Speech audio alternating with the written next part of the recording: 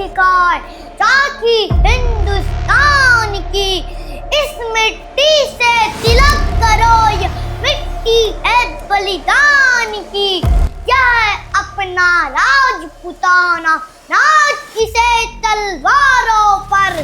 दुनिया के तमाम मोटिवेशन, दुनिया की तमाम दवाइयाँ, दुनिया के तमाम ग्रंथ एक तरफ, लेकिन कविता की दो पंक्ति आपको कहाँ से कहाँ पहुँचा सकती है।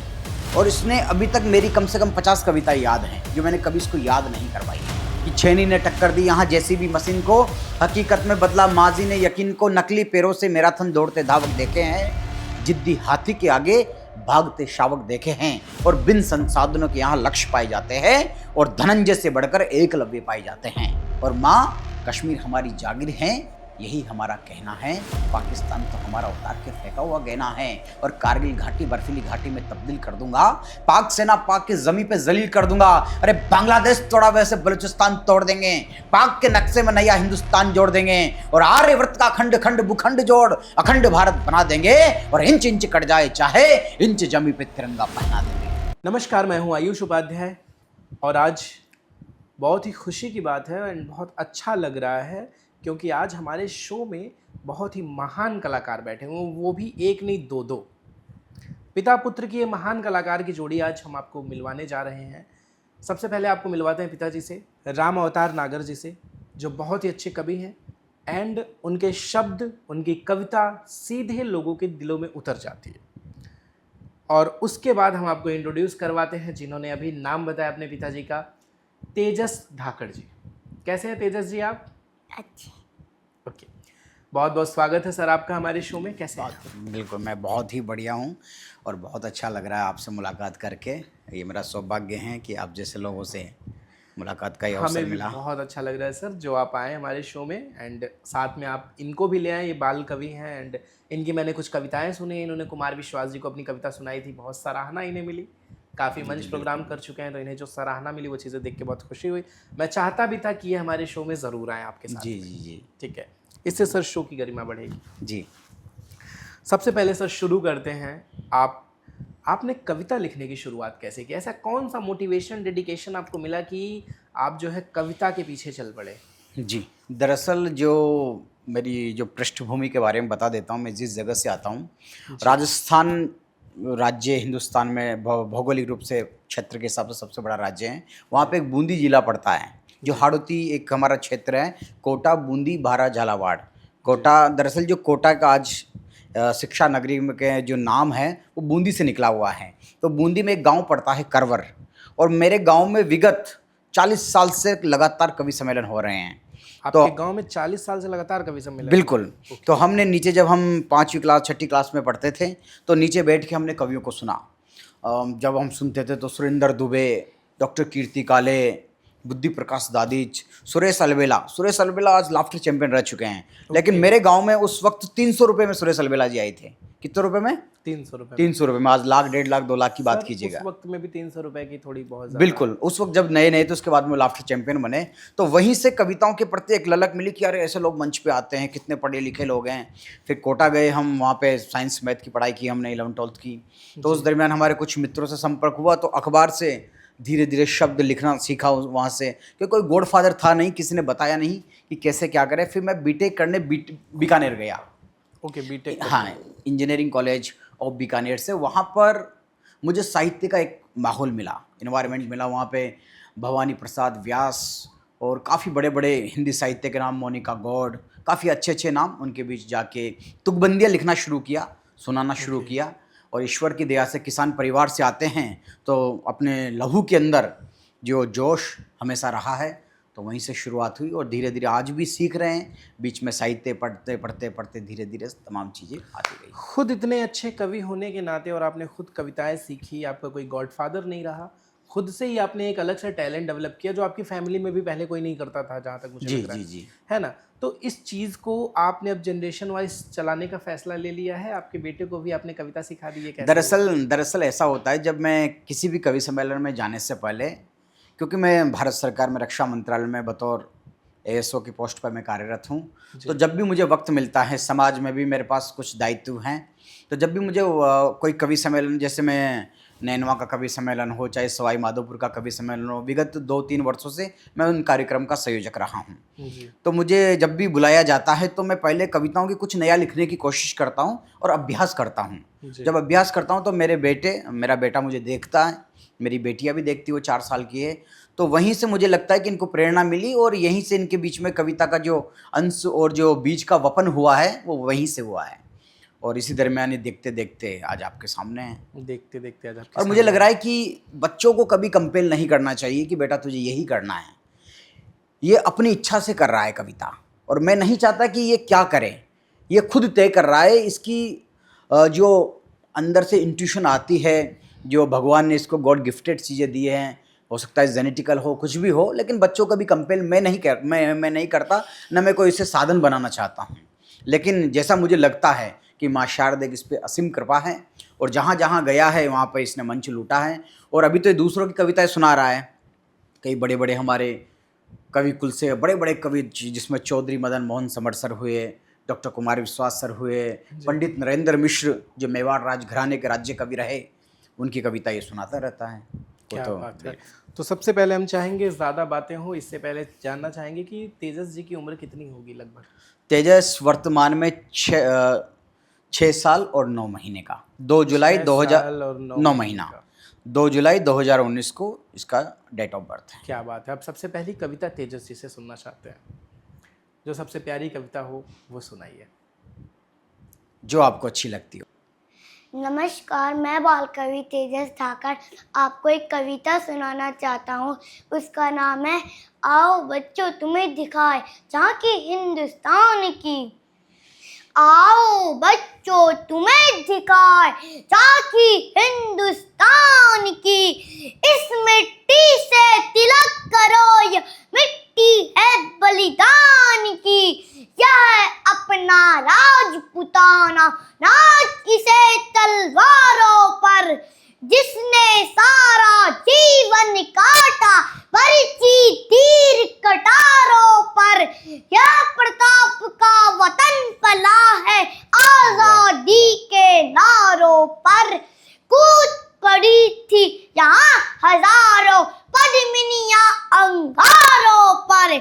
बोल रही है कण कण से कुर्बानी राजस्थान की। इस मिट्टी से तिलक करो, यह मिट्टी है बलिदान की। देखो मुल्क मराठों का यह वीर शिवाजी डोला था। मुगलों की ताकत पे जिसने तलवारों से तोला था। हर पर्वत पर आग जली थी, हर पत्थर एक शोला था।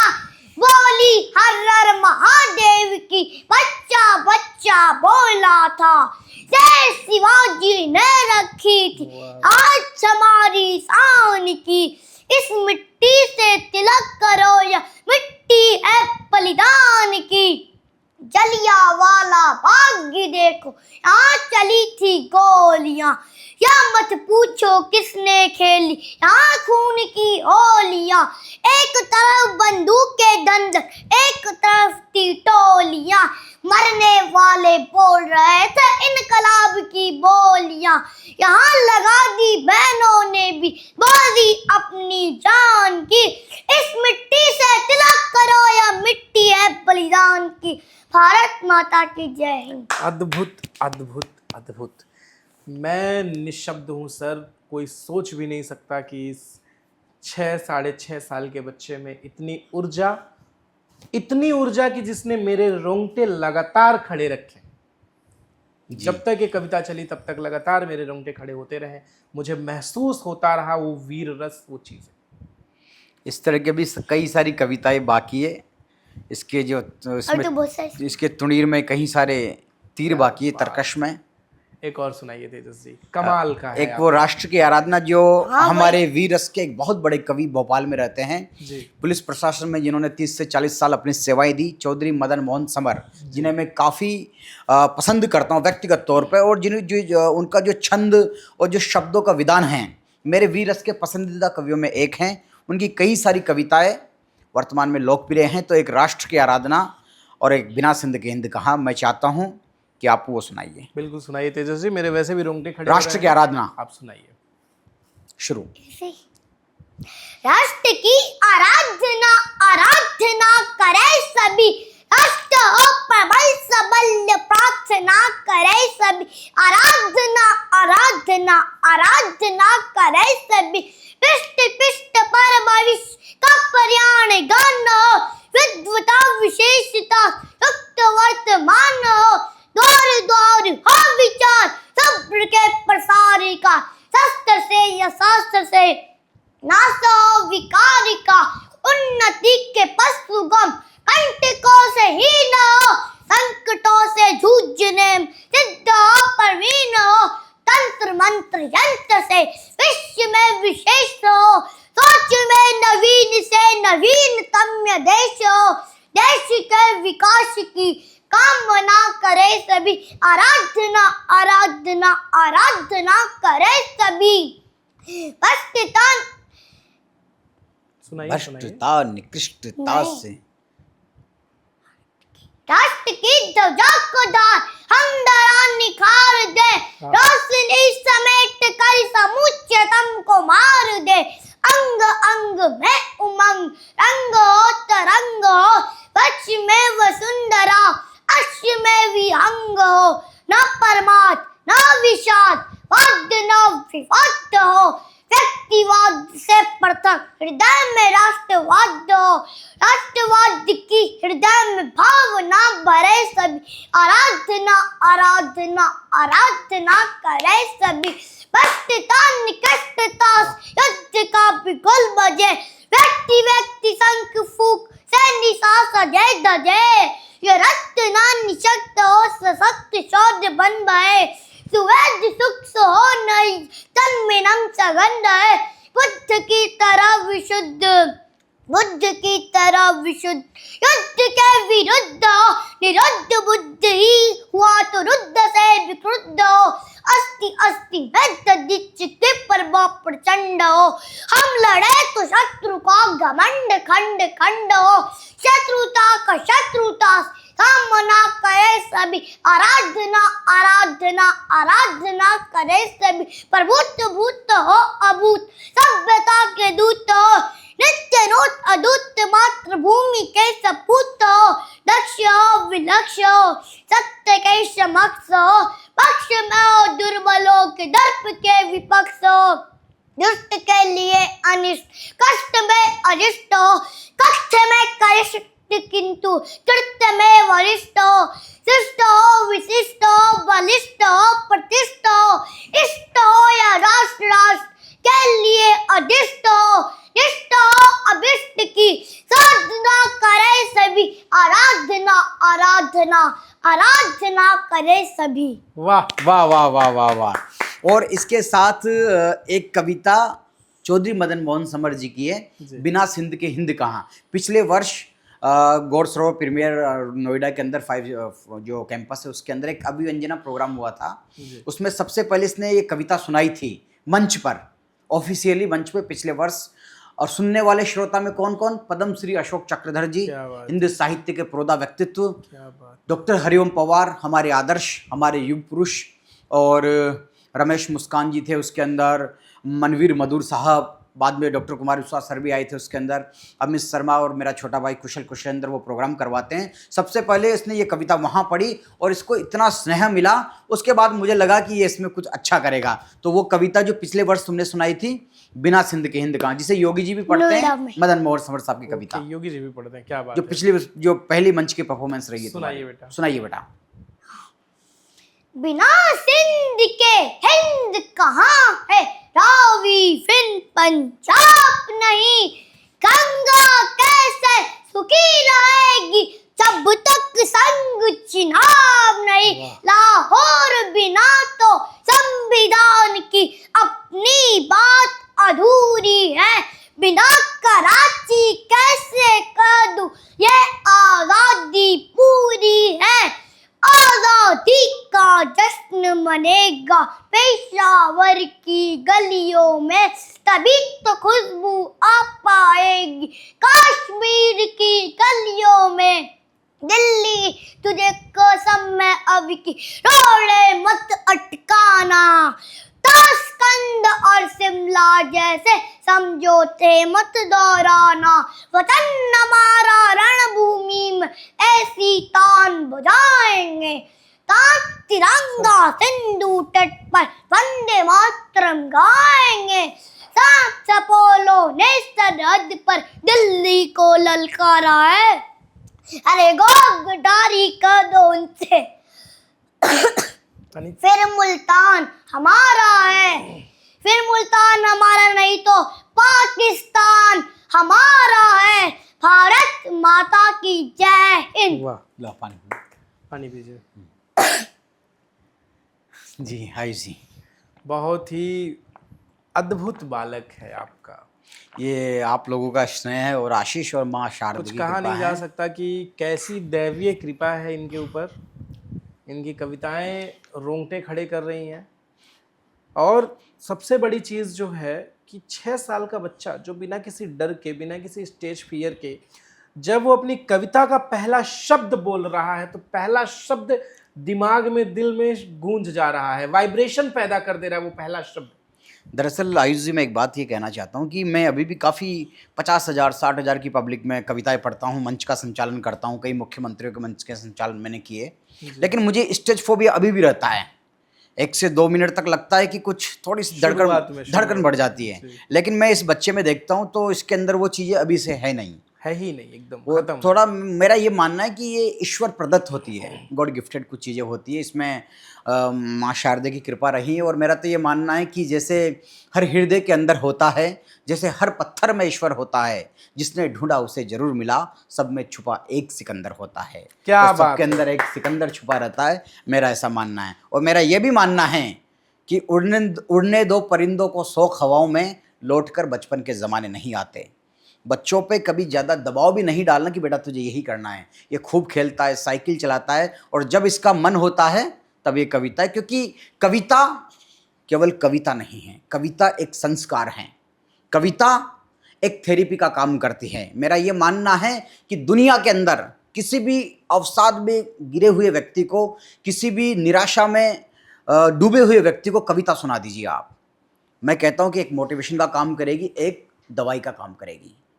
क्योंकि कुंवर नारायण साहब ने लिखा कि कोई भी दुख मनुष्य के साहस से बड़ा नहीं, हारा वही जो लड़ा नहीं। ये 2 पंक्ति आप अपने स्ट्रगल में याद कर लीजिएगा। दुनिया के तमाम मोटिवेशन, दुनिया की तमाम दवाइयाँ, दुनिया के तमाम ग्रंथ एक तरफ, लेकिन कविता की 2 पंक्ति आपको कहाँ से कहाँ पहुँचा सकती हैं। और हम तो सर सौभाग्यशाली हैं हिंदुस्तान के अंदर कि ये बाबा तुलसी का देश रहा है, ये कबीर का देश रहा है, ये रशखान रहीम का देश रहा है, ये बाल कवि बैरागी, ये दिनकर, ये निराला, ये पंथ की धरती रही है, जहाँ पर हमें ऐसा ऐसा साहित्य देखने को मिलता है। तो कविता बच्चों को सिखाइए, क्योंकि ये संस्कार देगी, उनकी जो अंदर छुपी हुई जो इच्छाएं हैं, जो उनकी जो एक आवाज़ है, उसको एक आवाज़ देगी। क्या आपने इनको कविता सिखाया कि इन्होंने खुद से ही सब कुछ ऑब्जर्व किया? इसने खुद ऑब्जर्व किया है, और इसने अभी तक मेरी कम से कम 50 कविताएं याद हैं, जो मैंने कभी इसको याद नहीं करवाई है। बाप रे बाप। और मैंने अब आज तक मेरी कविता इससे कभी पढ़वाई भी नहीं। आपकी स्वयं लिखी हुई कविता? मेरी खुद की लिखी हुई कविता है। मैं चाहता हूँ कि आपकी स्वयं लिखी हुई कविता एक बार ज़रूर सुनाएं। अब मैं खुद ही सुना देता हूँ, हो सकता है इसको कम याद हो। एक महाराणा प्रताप की कविता, जो माँ शारदा की कृपा से मैंने एक छोटा मोटा लिखने की कोशिश की, क्योंकि मैंने कुछ अध्ययन किया तो मैंने एक चीज़ पाई उसके अंदर कि मुंतखब तारीख में अलबदाइनी ने लिखा, और अकबरनामा में अबुल फजल ने लिखा, और annuls and antiquities of Rajasthan में कर्नल जेम्स टोड ने लिखा। घोड़े वाला बाबा कहते हैं, एक अंग्रेजी का प्रसिद्ध इतिहासकार जो राजस्थान में काफ़ी समय बिताया, कर्नल जेम्स टोड ने लिखा। तीनों ने एक बात समान रूप से लिखी कि हमें नहीं पता कि बादशाह अकबर का परचम कब तक बुलंद रहेगा, लेकिन जब तक ये धरती, ये चांद सितारे रहेंगे, तब तक महाराणा प्रताप का परचम बुलंद रहेगा। क्या बात। तो वहीं से कविता जन्म लेती है कि महाराणा प्रताप कौन। और एक बात ये कहना चाहता हूँ कि श्याम नारायण पांडे, जो आपके उत्तर प्रदेश के रहने वाले थे, उन्होंने एक महाकाव्य लिखा, खंड काव्य हल्दी घाटी। हल्दी घाटी, उसके आगे हम कुछ नहीं लिख पाए, लेकिन कुछ लिखने की कोशिश की है कि क्या है महाराणा प्रताप, कि आज़ादी के संग्राम की वो अखंड ज्योत की बाती है। अरे राणा महज मेवाड़ नहीं, पूरे भारत की थाती है। अरे जननी जयवंता का दूध लज्जित नहीं होने दिया राणा ने, मेवाड़ की कलित कीर्ति को कलंकित नहीं होने दिया राणा ने। अरे झुका नहीं मुगलों आगे राणा का स्वाभिमान यहाँ, हल्दी घाटी की माटी में अभिसिंचित राणा का बलिदान यहाँ। अरे राख हो गए शत्रु सारे हिंदवा सूरज के ताप से, अरे धर्म सनातन धन्य हुआ है महाराणा प्रताप से। वो महाराणा प्रताप, आजकल के बच्चों को हम iron man, Spiderman, Harry Potter की कहानियां सुनाते हैं, हम महाराणा प्रताप के बारे में क्यों नहीं बताते हैं? मेरा ये मानना है आयुष जी, आप बहुत अच्छा काम कर रहे हो, इसको आगे बढ़ाइए जी। अगर अपने बच्चों को और अपनी संतति को आपने महाराणा प्रताप की कहानियां सुनाई होती तो आज जो कोटा में हो रहा है और जो आज भारत में बच्चे ड्रग्स की तरफ जा रहे हैं और सेल्फ हार्मिंग थॉट्स की तरफ, मैं उस शब्द का इस्तेमाल नहीं करना चाहता, आत्महंता बन रहे हैं, वो कभी नहीं करते। क्योंकि वो महाराणा प्रताप जिसने अपनी मेवाड़ की रक्षा के लिए, मातृभूमि को आज़ाद कराने के लिए जंगल को चुना, घास की रोटियां खाई, लेकिन कभी डिप्रेशन में नहीं आए। तो हमें महाराणा प्रताप से सीखने की जरूरत है।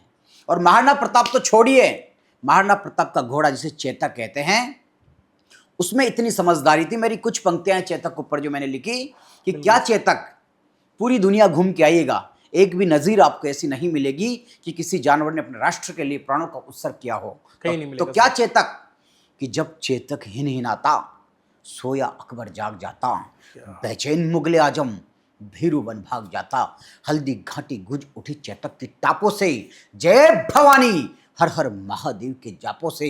अरे पल में इधर पल में उधर, पल में भयार हो जाता था, पुतली फिरने से पहले चेतक पार हो जाता था। और मैंने कल्पना की है कि जब महाराणा प्रताप और चेतक साथ में युद्ध लड़ रहे थे तो आपको इतिहास की किताबों में क्या पढ़ाया गया कि चेतक पे सवार होकर महाराणा प्रताप ने युद्ध लड़ा। आपने अभी तक यही पढ़ा, लेकिन मैं आपको गलत साबित कर रहा हूं और इतिहास की किताबों को गलत साबित कर रहा हूं। एक कवि क्या देखता है, जब आप और आपके विचार एकाकार हो जाते हैं, जब आत्मा का परमात्मा से मिलन हो जाता है तो दोनों चीजें एक हो जाती हैं। तब मैंने लिखने की कोशिश की कि अरे स्वामी भक्ति का चेतक पर चढ़ा ऐसा खुमार था, अरे चेतक पे राणा नहीं, राणा पर चेतक सवार था। कि स्वामी भक्ति का चेतक पर चढ़ा ऐसा खुमार था, चेतक पे राणा नहीं, राणा पर चेतक सवार था। अरे दल में वो भभक्ति बड़वानन सा बन जाता, सहस्त्र श्रृगालों के मध्य वो सिंह सा तन जाता, हाथी के कपाल पर टापे अंकित कर दी चेतक ने, पूरी मुगलिया सेना आतंकित कर दी चेतक ने, और वाजी ने वतन पे राजी हो बाजी लगा दी प्राण की, और चेतक ने अंबर तक जय जय कर दी राजस्थान की, जय जय कर दी हिंदुस्तान की। क्या बात ये चेतक है, हमें ऐसे लोगों से सीखने की जरूरत है। चेतक के बारे में आपने लाइन लिखी है जी सर। आप हमेशा वीर रस की ही कविताएं लिखते हैं या फिर कुछ और भी? दरअसल जो मेरा पसंदीदा विषय रहा है मोटिवेशन का रहा है। क्योंकि मैंने शुरू से ही बच्चों के बारे में मैंने कुछ कोचिंग क्लासेस में बीच में पढ़ाया भी है। तो जब मैं बच्चों का जो संघर्ष देखता हूँ, जो आज के हमारे सामाजिक परिवेश का जो दबाव देखता हूँ, तो कहीं ना कहीं अंदर से मोटिवेशन आता है और उस पर लिखने की कोशिश की है। एक मेरी मोटिवेशनल कविता है, एक छोटी सी कविता मैं आपको सुना देता हूँ कि जब कहीं जीवन में लगे कि कुछ नहीं बचा है, अंधकार हो आपकी तरफ, तो कुछ पंक्तियाँ इस तरह लिखी कि उठो जवानी छीनो सवेरा, उठो जवानी छीनो सवेरा, सूरज की लालिमा से, अरे कब तक हार मान बैठोगे तम की कालिमा से। अरे दुनिया में परचम लहराता आत्मबल के योग से, जिसका कॉन्फिडेंस अच्छा है, जिसको खुद पे विश्वास है, वो दुनिया की कोई भी जंग जीत सकता है। कि दुनिया में परचम लहराता आत्मबल के योग से, अरे भुजबल होता प्रास्त आया है मनोबल के प्रयोग से। और कहा भी गया है कि रणभूमि में युद्ध लड़ने से पहले मनोभूमि में युद्ध लड़ना पड़ता है। कि दुनिया में परचम लहराता आत्मबल के योग से, भुजबल प्रास्त होता आया है मनोबल के प्रयोग से। और मन विकल हो जाए, मन के हारे हार है मन के जीते जीत। कि मन विकल हो जाए तो सर्वनाश हो जाता, मन सुदृढ़ हो तो कायम इतिहास हो जाता। और छेनी ने टक्कर दी यहाँ जेसीबी मशीन को जी। छेनी ने टक्कर दी यहाँ जेसीबी मशीन को। क्या छेनी? Dashrath Manjhi the mountain man, जिसने एक छेनी और हथौड़ी से 40 साल तक लगातार साधना करके रास्ता बना दिया। 300 फीट लंबे और 40 फीट चौड़े पहाड़ को 40 साल की साधना से काट दिया। आपके लिए प्रेम के प्रतीक लैला मजनू हो सकते हैं, श्री फरहाद हो सकते हैं, सोहनी महिवाल हो सकते हैं, शाहजहां मुमताज हो सकते हैं। मैं राजस्थान से आता हूँ, यहाँ पे ढोला मारू हो सकते हैं, महेंद्र मुंबल हो सकते हैं, वीरम देव और फिरोजा की कहानी हो सकती है, जोधा अकबर हो सकती है, लेकिन मेरे लिए प्रेम का प्रतीक कौन? कि मान जी। छेनी ने टक्कर दी यहाँ जेसीबी मशीन को, हकीकत में बदला माजी ने यकीन को, नकली पैरों से मैराथन दौड़ते धावक देखे हैं। Oscar Pistorius, the blood runner, एक ऐसा व्यक्ति दक्षिण अफ्रीका जो ब्लेड लगा के चलता है, दौड़ता है कि छेनी ने टक्कर दी यहाँ जेसीबी मशीन को, हकीकत में बदला माजी ने यकीन को, नकली पैरों से मैराथन दौड़ते धावक देखे हैं। जिद्दी हाथी के आगे भागते शावक देखे हैं, और बिन संसाधनों के यहाँ लक्ष्य पाए जाते हैं, और धनंजय से बढ़कर एकलव्य पाए जाते हैं, अर्जुन से बढ़कर। क्योंकि हमेशा याद रखेगा कि साधना महत्वपूर्ण है, साधन नहीं है, कि धनंजय से बढ़कर एकलव्य पाए जाते हैं। और उठो जवानी, हक छीन लो दिनकर की परछाई से, और विप्लव नहीं आ पाएगा याचना करती तरुणाई से। उठो जवानी, छीनो सवेरा सूरज की लालिमा से, और क्या कब तक बात हार है मान बैठोगे तम की कालिमा से। सर, आपने ईश्वर और भक्त के प्रेम के बीच कुछ लिखा है? जी मैंने लिखा है। मैंने प्रेमानंद जी को मैं बहुत ज़्यादा, उनसे ज़्यादा प्रभावित हूँ, क्योंकि मैंने ज्ञान मार्ग भी पढ़ा है थोड़ा बहुत, और भक्ति मार्ग भी मैंने अध्ययन किया। और जो भी मुक्ति के मार्ग हमारी जो धार्मिक परंपरा है, इसमें अलग अलग बताए गए हैं, भक्ति मार्ग, ज्ञान मार्ग, योग मार्ग। तो जब प्रेमानंद जी को सुनता हूँ तो एक अलग ही आनंद मिलता है, जी। क्योंकि मैं प्रेमानंद जी से इसलिए प्रभावित हुआ कि उनकी जो सत्संग होता है उसमें कौन विराट कोहली आ रहा है, कौन भारत का नेता आ रहा है, उनको कोई फर्क नहीं पड़ रहा। कोई भी सबको समान रूप से ट्रीट करते हैं कि माला पहना दीजिए, चुनरी उड़ा दीजिए, लाडली को और इसको सखा को। तब से मैं उनका सबसे ज़्यादा प्रशंसक हूँ। कोई वीआईपी एंट्री नहीं, कोई यस, तो यही सच्चे संत की पहचान है। तो मैंने प्रेमानंद जी पे कुछ लिखा है कि ज्योति जिनके ज्ञान की जगत में है जल रही, हस्तियां सिद्ध भी प्रसिद्ध भी, ढूंढ रही हल रही, शुद्ध है विशुद्ध है, साक्षात बुद्ध है, कृष्ण से ज्ञानवान, ऋषियों से ध्यानवान, यशस्वी है मनस्वी है, वो सच्चे तपस्वी है, मार्तंड से प्रचंड है, साधना अखंड है, धर्म को दंड है, तोड़ते घमंड है, अंग अंग बाधा है, साध्य को साधा है, और आस आस राधा है, श्वास श्वास राधा है, फैला जो पाखंड है, करते खंड खंड है, पीत वस्त्र धारते, प्रेम से पुकारते, ललाट कांतिमान है, ज्ञान दे दिप्यमान है, अनंत हैं गुणवंत हैं, वो ही सच्चे संत हैं। वाणी में गर्जना, नाम जप अर्चना, सुरभित सुगंध है, मुस्काते मंद मंद है, व्याधि में व्यथा में परम आनंद है, नाम उनका सच्चे संत प्रेमानंद है, नाम उनका सच्चे संत प्रेमानंद है। जय हो महाराज। जो प्रेमानंद महाराज जी जो राधा वल्लभ संप्रदाय से आते हैं, और जो हित 84 का जब हम पाठ करते हैं, जब उनको सुनते हैं तो ऐसा लगता है हमारे शब्दों के बीच में जो वाइब्रेशन होती है, दरअसल जब दिल से वाइब्रेशन निकलती है अपने वर्ड्स की, शब्दों की, तब फ्रीक्वेंसी मैच होती है, तब आनंद आता है, एक अनहद की अवस्था में हम चले जाते हैं। तो यही प्रेमानंद जी को सुनकर आनंद मिलता है। अद्भुत सर, अद्भुत, आपकी रचनाएं भी अद्भुत हैं। और सर मैं एक बात बताऊं, मैंने कुछ बाबाओं पे वीडियो भी बनाई थी। अच्छा। तो वो कई सारे वीडियो मैंने डिलीट किए, क्योंकि उनके जो अंधभक्त थे वो मेरे पीछे पड़ गए। जी जी जी जी। क्योंकि हिंदुस्तान के अंदर धर्म का बहुत बड़ा धंधा चल पड़ा है। सर, जितने बाबा हैं फेक वाले, उनमें सर ब्राह्मण कोई नहीं है, जितने फर्जी बाबा हैं। देखो सर, मैं एक जाति व्यवस्था, इसके बारे में तो मैं जाति की बात नहीं कर रहा हूँ सर, मतलब हाँ, जो एक बहुत कॉमन सी चीज बता रहा हूँ कि जैसे लोगों ने कहा कि मैं जाति की बात नहीं कर रहा हूँ, मेरा मतलब जाति से नहीं है। लोगों ने दरअसल ब्राह्मण कौन, जिसे ब्रह्म का ज्ञान है वही ब्राह्मण है। लोगों ने कहा कि पंडित लोग ऐसा करते हैं। अगर हम जाति की भी बात करें सर, तो जो लोग फेक बाबा हैं वो जाति से भी पंडित नहीं है, उन्होंने चोला पहन लिया पंडितों का, जी जी और जी। बदनाम कर दिया पंडितों को। दरअसल क्या है, हिंदुस्तान के अंदर क्या है, कार्ल मार्क्स बहुत पहले लिख के गए हैं जी कि धर्म सबसे बड़ा अफीम है।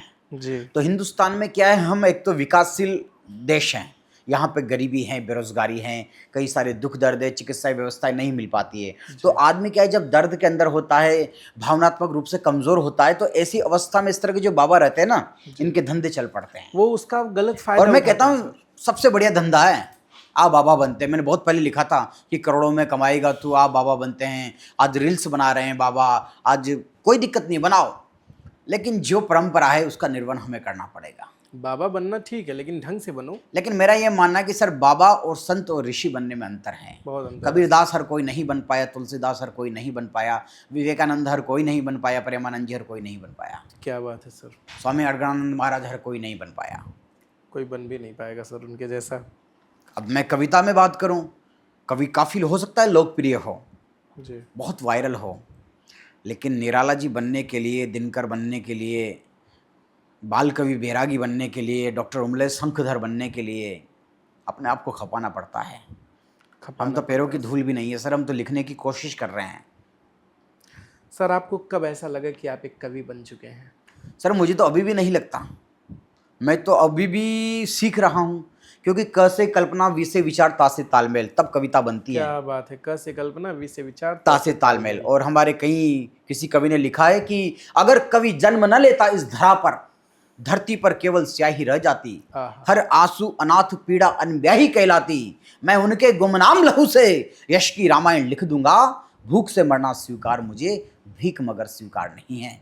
ये कवि का धर्म होता है, ये कविता होती है। और मैंने तो कविता के बारे में कभी, मैंने खुद ने लिखा कि क्रौंच क्या है कविता, हिंदी कविता क्या है, कि क्रौंच पक्षी की पीड़ा से उपजा गान बनी, वाल्मीकि रचित रामायण इसका मान बनी, दिनकर की कलम से निकले तो रश्मि रथी बन जाती, वाक्य में विन्यास बदल दो तो बहुअर्थी बन जाती, सतसैया बिहारी की सुन नृप स्वर्ण मुद्रा लुटा देता, अरे पढ़े पंक्ति पथिक तो पर्वत चढ़ने का साहस जुटा लेता, अरे आजादी का बनी तराना गूंजी यह गीत गजल और छंदों में, राजगुरु सुखदेव भगत ने गाया फांसी के फंदों में। ये कविता की ताकत है, राम प्रसाद बिस्मिल कहते हैं। और भगत सिंह इतने अच्छी शायरी करते थे, राम प्रसाद बिस्मिल, चंद्रशेखर आज़ाद, और इस देश के अंदर कुर्बान होने वाले भी काफ़ी कवि हुए हैं। और मेरा तो ये मानना है कि जितने भी टॉप लेवल के कवि हुए हैं, चाहे वो सबसे बड़े संत भी हुए हैं, चाहे तुलसीदास जी को देख लीजिए, चाहे कबीरदास जी को देख लीजिए, जो बहुत बड़े कवि हुए हैं, पहुंचे हुए कवि। क्या बात है सर, बात आपने बहुत सही बोली जी। क्या कोई ऐसा पल था सर जिसने आपको लिखने के लिए मजबूर किया कि अब मुझे लिखना है? जी जी जी जी जी, मैंने कहा ना कि जब मैं एक्चुअली जब गांव में कवि सम्मेलन सुनता था जी। तब एक जुनून था। फिर मैं बीकानेर जब इंजीनियरिंग कर रहा था तो मैंने दूसरे तीसरे साल के अंदर मैंने किसान के ऊपर लिखने की कोशिश की, एक छोटे मोटे कि मैंने देखी है हिम्मत धरनी धर के लालों की, बीज बो देते हैं छाती फाड़ के कालों की, तुकबंदी सी मैंने कोशिश की वहाँ पे। फिर उसके बाद मैंने पहला मंच पढ़ा सन 2013 में, मेरे ही गांव का कवि सम्मेलन था। उस वक्त एक घटना हुई थी, शहीद हेमराज और लॉन्स नाइक के शीश काट के पाकिस्तान वाले लेके गए थे। और शहीद हेमराज उत्तर प्रदेश के शेरगढ़ का रहने वाला था। तब उस घटना ने मुझे काफ़ी अंदर से उद्वेलित किया और मैंने एक रचना लिखी, और मेरा ये मानना है कि उससे बेहतरीन रचना मैं आज तक नहीं लिख पाया। हो सकता है उसमें कुछ ग्रामेटिकल एरर हो सकता है उसमें कुछ मीटर का जो पैमाना हो वो पूर्णतम मानक पे नहीं बैठता हो, लेकिन जब मैं वो कविता पढ़ता हूँ सर, मैं रोने लग जाता हूँ और मैं रुला देता हूँ। सुनाइए सर। लंबी कविता है, कुछ इस तरह की कविता है कि ऐसे भूमिका बनती है। पुरानी कविताएं सुनने के लिए तो बैठे हैं सर, अब लंबी हो जी जी जी, पुराने समय में चलने दीजिएगा, इसको कोई दिक्कत नहीं, इसको समय की सीमा में मत बांधिएगा, कि पुराने समय में खत लिखा जाता था जी। तो वर्तमान में मोबाइल का दौर चल पड़ा है। जब 2013 में मैं बीटेक कर रहा था, मुझे आज भी पता है, मैंने राजस्थान पत्रिका में शहीद हेमराज की माँ का एक लाइन पढ़ी थी उसके अंदर कि अरे मेरे शेर का सर तो लेकर आओ। वहीं से पंक्तियों का जन्म होता है। तब मैंने कुछ कल्पनाएं की, अरे मेरे शेर का सर तो लेके आओ। हाँ, तब मैंने वहीं से शुरुआत की कि माँ अपने बेटे को जब टीवी पे समाचार देखती हैं तो शहीद हेमराज को फ़ोन करती है कि बेटा सरहद पे सब कुछ ठीक ठाक तो है। बेटा फ़ोन करता कि माँ सब कुछ ठीक है। फिर दूसरे दिन माँ यही खबर देखती है, बेटा फ़ोन नहीं उठाता है। फिर थोड़ी देर बाद बेटे का फ़ोन आता है कि माँ क्या कह रही थी, कि बेटा कुछ तो गड़बड़ है, तो सही सही बता क्या कर रहा है। बेटा कह रहा है माँ सब ठीक है, लेकिन माँ कहती इधर बम की आवाज़ आ रही है, गोली की आवाज़ आ रही है। तो फिर बेटा क्या जवाब देता है माँ को कि तनी हुई है संगिने। वहाँ की घाटी का वर्णन कर रहा है, कारगिल घाटी का और सियाचिन पूछ राजौरी इलाके का वर्णन कर रहा है। सुनेगा कि तनी हुई है संगिने, मैं खड़ा हूं बर्फीली घाटी पर, अरे मर के भी आंच ना आने दूंगा मैं भारत की माटी पर। गद्दारों को मुंह तोड़ जवाब दे रहा हूं, गोली के बदले गोली से हिसाब ले रहा हूं। माँ माँ माँ आज तिरंगा दुश्मन की छाती में गाड़ कर आऊंगा, है माँ तेरी कसम नहीं तो तिरंगे में लिपट कर आऊंगा।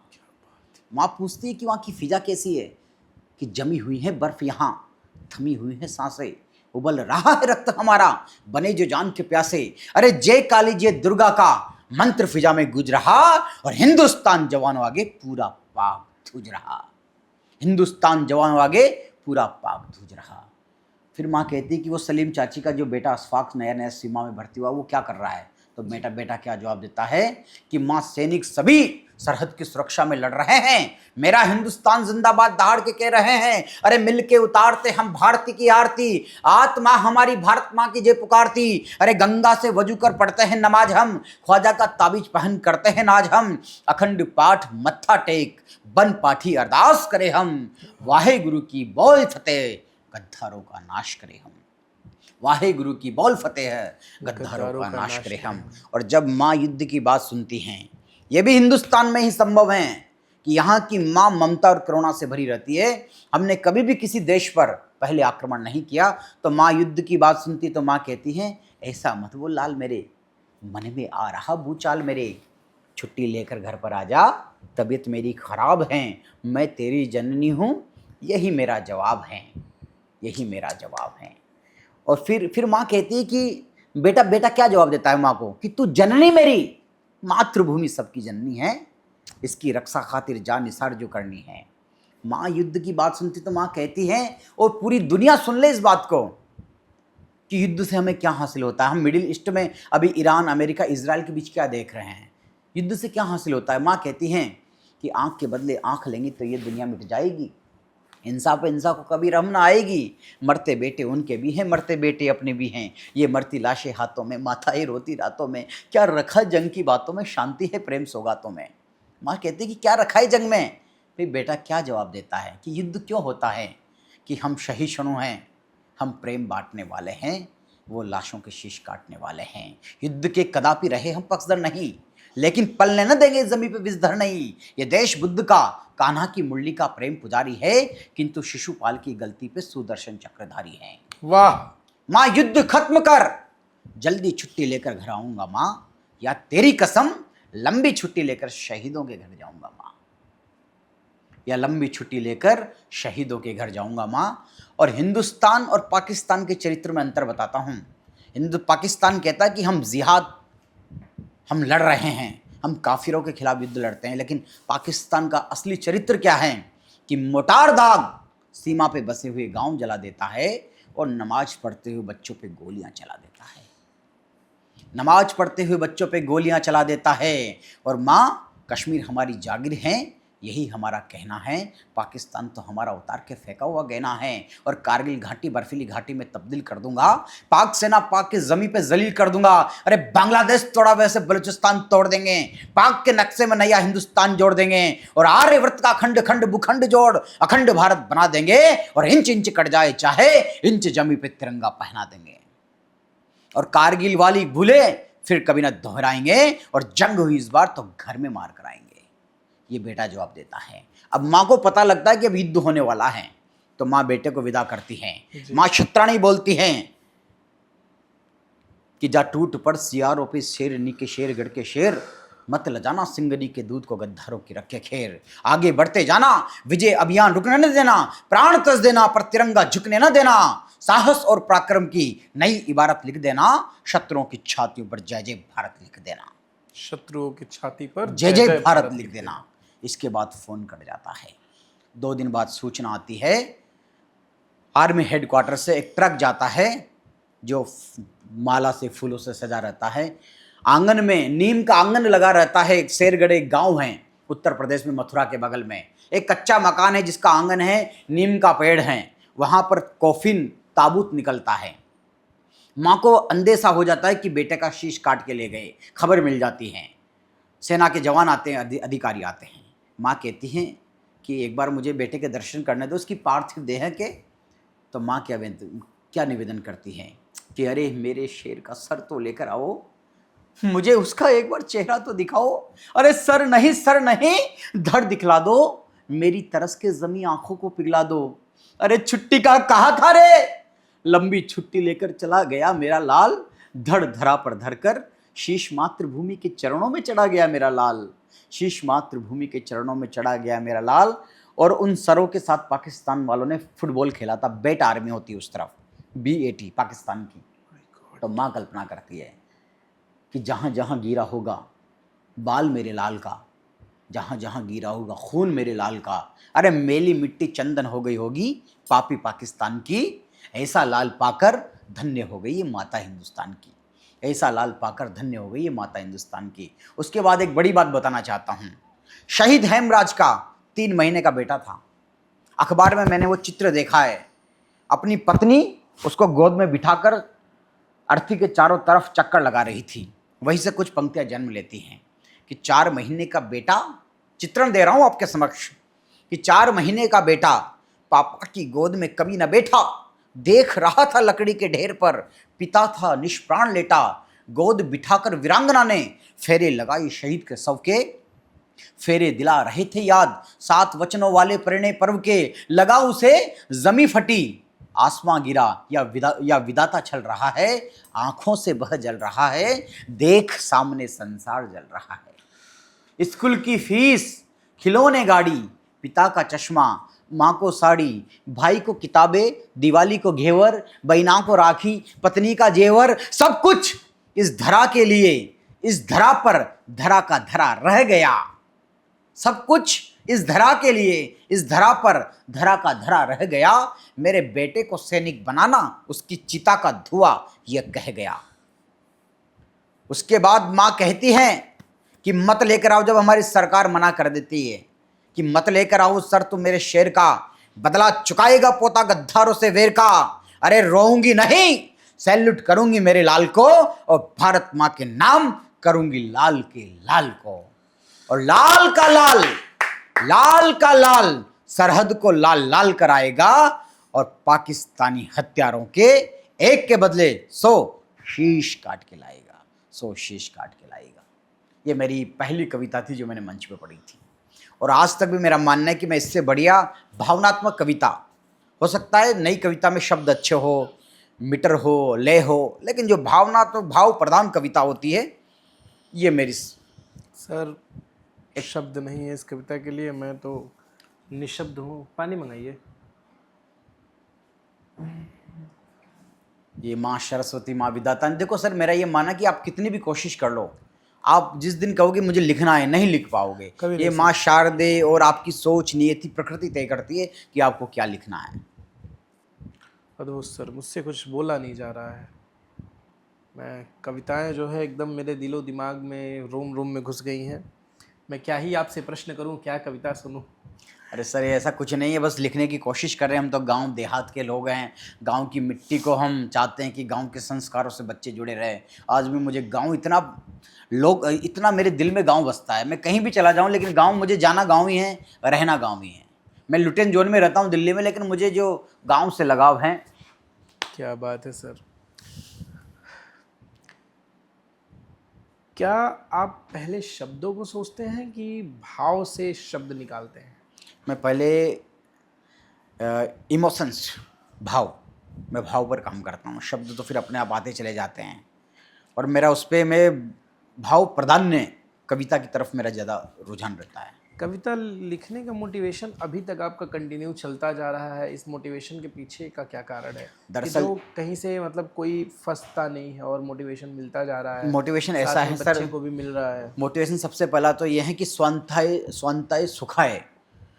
जब कविता लिखते हैं तो खुद के सुख के लिए लिखते हैं। जब कविता लिखने के बाद जो एक संतोष पैदा होता है, ऐसा लगता है जैसे मोक्ष की प्राप्ति हो गई हो। ऐसा लग रहा है कि जैसे आनंद आ गया हो कविता लिखने के बाद। जैसे भी लिखी है ऐसा लगता है बस मजा आ गया, और ऐसा लगता है कि मैं नैतिक दायित्व मेरा पूरा कर रहा हूँ। तीसरी बात, भगवान ने मुझे कुछ थोड़ी सी अच्छी सी आवाज़ दी है, वीरस लाइक, जो मैं अगर पढ़ता हूँ तो कुछ लोगों में जोश जगा सकता हूँ, तो मैं मेरा नैतिक कर्तव्य पूरा कर रहा हूँ। और शायद ईश्वर ने इसी काम के लिए मुझे चुना है, तो मैं कर्तव्य समझकर भी कविता करता हूँ। मेरा मेन मोटो यही रहता है। क्या बात। और एक बात ये बताऊँ सर, कवि सम्मेलनों की दुनिया में मैंने नैनवा, सवाई माधोपुर जैसे कई बड़े बड़े मंच किए हैं, और मेरी हमेशा कोशिश रहती है कि मैं नए कवियों को और अच्छे कवियों को मंच पर जगह दूँ। यही मोटिवेशन रहता है, और कि बस ईश्वर ने थोड़ा बहुत। और जब कविता सुनाते हैं तो सामने हज़ारों की भीड़ रहती है, पैसा मिलता है, पॉपुलैरिटी मिलती है, ये तमाम सेकेंडरी चीज़ें हैं, लेकिन पहली चीज़ वो है। आपको पानी। सर आपका नाम है राम अवतार नागर, ठीक है, लेकिन आप कवि धाकड़ लिखते हैं। ये धाकड़ के पीछे क्या क्या कारण है? दरअसल रामावतार धाकड़, मैं पहले रामावतार नागर ही लिखता था। कई बार लोग कहते हैं कि नागर का अर्थ क्या होता है। मैं कहता हूँ कि नगर में रहने वालों को भी नागर कहते हैं, जो चतुर होता है उसको भी नागर कहते हैं, जैसे कि भगवान कृष्ण का एक नाम नागर रहा। मैं धाकड़ इसलिए लगाता हूँ कि संविधान के अंदर मेरी जाति धाकड़ है, और दरअसल हम अलग अलग हिस्सों में बटे हुए हैं, नागर, मालव, किराड़, कोई किराड़ कहता है, कोई धाकड़ कहता है। और मैंने आजकल इसलिए लगाना शुरू कर दिया है, आज से 1 वर्ष पहले हाईवे पर किसी का एक वीडियो वायरल हुआ था, वो कोई धाकड़ था, मध्य प्रदेश का रहने वाला था। उसके बाद ट्विटर पे ट्रेंड हुआ धाकड़, आइए धाकड़ साहब, उस तरह के कोई भी वीडियो वायरल हुए, कोई भी कांड आया, कोई भी सीडी आई, धाकड़ जैसा कांड। तब मुझे लगा कि मेरी कम्युनिटी को, मेरे समाज को टारगेट किया जा रहा है, क्योंकि मैं जिस समाज से आता हूँ, धाकड़ समाज से, मेरा समाज काफ़ी सीधा, सहज और भोला समाज है। हम राजनीतिक रूप से, सामाजिक रूप से और शैक्षणिक रूप से पिछड़े हुए समाज से आते हैं, लेकिन हमारी सत्ता में इतनी भागीदारी नहीं, नौकरियों में इतनी भागीदारी नहीं है जी। तब इसलिए मुझे धाकड़ लगाना पड़ा। तब मुझे लोगों को बताना पड़ा कि धाकड़ क्या है। मैं गर्व से कहता हूँ, हाँ मैं धाकड़ हूँ। मैं कौन सा धाकड़ हूँ? जब इस देश में किसान आंदोलन की बात की जाती है, सबसे पहले रूपा जी और कृपा जी का नाम लिया जाता है। इस देश में पहले किसान आंदोलन में शहीद होने वाले व्यक्ति का नाम होता है शहीद रूपा जी और कृपा जी धाकड़, वो भी मेरे धाकड़ समाज से आते हैं। जब कहीं इस देश की सरहद पुकारती है, सीमाएं पुकारती हैं, तब धाकड़ समाज के बेटे कहीं नीलेश धाकड़ बनकर, कहीं जोगेश्वर धाकड़ बनकर, कहीं कालूलाल धाकड़ बनकर इस देश के लिए शहादत देते हैं। जब धाकड़ समाज सियासत करने आता है तो हमारे बेटे कहीं शिवराज सिंह चौहान, मामा जी, मध्य प्रदेश के 3 बारी मुख्यमंत्री रहे, वर्तमान में कृषि मंत्री भारत सरकार, हीरालाल नागर जो वर्तमान में ऊर्जा मंत्री हैं, नरेंद्र नागर जो धाकड़ महासभा के राष्ट्रीय अध्यक्ष हैं, तुलसीराम जी धाकड़ वो भी एक अखिल भारतीय धाकड़ महासभा के राष्ट्रीय अध्यक्ष हैं, चतुर्भुज नागर पूर्व मंत्री रहे, चुनीलाल धाकड़ रहे, हमारे मध्य प्रदेश में कई सारे नरेंद्र शिवाजी पटेल जो मंत्री हैं, स्वास्थ्य मंत्री, कहीं हमारे समाज से रहे हैं। तब हमें बताना पड़ता है कि जी हाँ मैं धाकड़ हूँ। हम कौन से धाकड़ हैं सर? धाकड़ समाज वो कौम है जिसने जब जब इस देश को अन्न की जरूरत पड़ी, जब जब कहीं लगा इस देश में अकाल पड़ा, तो भूखे रहकर अन्न के भंडार भर दिए धाकड़ समाज के लोगों ने। और धाकड़ समाज वो लोग हैं जो अपनी ज़मीन नहीं बेचते, अपनी परंपरा को नहीं भूलते और अपनी पगड़ी और अपनी विरासत को कभी नहीं भूलते। वो धाकड़ समाज है। जी हाँ मैं धाकड़ हूँ। तब कहना पड़ता है कि मैं धाकड़ हूँ, और मैं गर्व से कहता हूँ कि मैं धाकड़ हूँ। इसलिए धाकड़ लगाता हूँ और आगे भी लगाता रहूँगा। और मेरा एक अभियान है, मैं धाकड़ हूँ, और मैं सौभाग्य से श्री धाकड़ महासभा का राष्ट्रीय प्रवक्ता भी हूँ। क्या बात है। जिसके पूर्व सांसद अध्यक्ष रोडमल जी नागर सांसद राजगढ़ रहे, अभी वर्तमान में नरेंद्र नागर जी जो 3 बार विधायक रहे, संसद सचिव रहे। तब कहना पड़ता है कि क्योंकि अपने आप पे गर्व तो करना पड़ेगा सर, क्योंकि हम किसान कौम हैं, किसानों की बात कौन करेगा, इसलिए ऐसा कहना पड़ता है। क्या बात है सर, अद्भुत। क्या कभी ऐसा हुआ सर कि लिखते लिखते आप खुद रो पड़े? हाँ, जब ये कविता लिखी मैं बहुत रोया। जब ये मैंने शहीद का जो गाथा लिखी, मैं बहुत रोया इस कविता को लिखने के बाद। खुद रोए।